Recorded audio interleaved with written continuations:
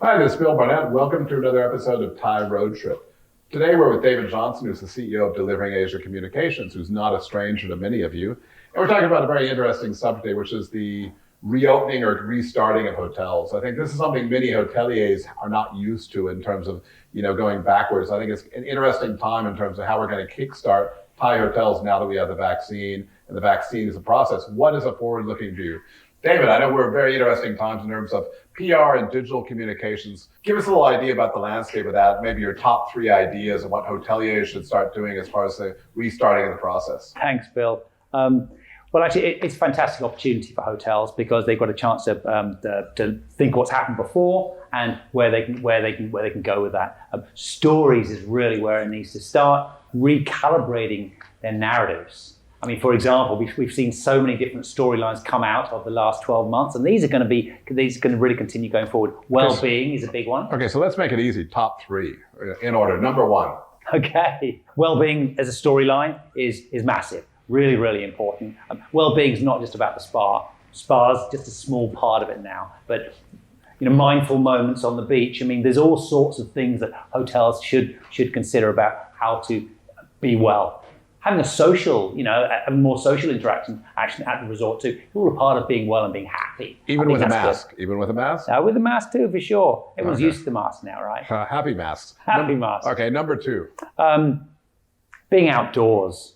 Just, everyone's been indoors for so long. Everyone wants to get outdoors, get into nature, bit of adventure, go kayaking, go diving, just doing something, just feeling alive again. I think that's still a really strong storyline. So there's a lot of questions about who's going to do better as part of the recovery, for tourism. We think it's going to be the leisure markets. I know. Would you be of that opinion as well? Yeah, leisure markets are definitely going to do well. I think you're going to get some incentives in small groups, but I think mass tourism in terms of large volumes, the buses I think are gone.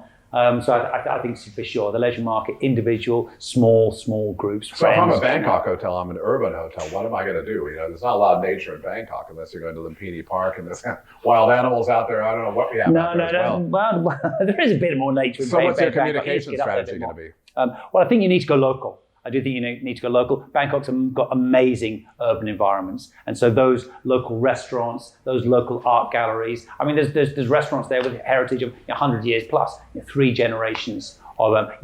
Hotels need to go out and find those points, embrace the locale, embrace the neighborhood, and integrate them in part of their guest experience. So getting out of the box, that's about it. And now number 3, what's number 3?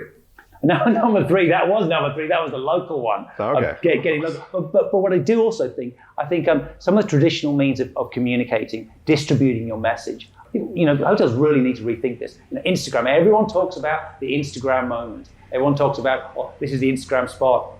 Well, Instagram, the bird has flown a little bit. There's still a bit of Instagram out there. There's lots of other channels, but don't just focus on Instagram. There's lots of great channels. It's really the experience.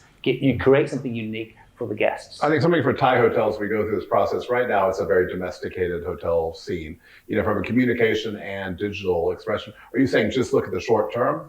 Because these are short-term strategies, because maybe the market's going to change, maybe the geographic source. Do you have to be more flexible than before? Or what are the secrets really for communication now, rather than maybe looking at a 1-year PR plan? Are you looking at short-term actions? I think you have to, because the market is so changeable and so flexible.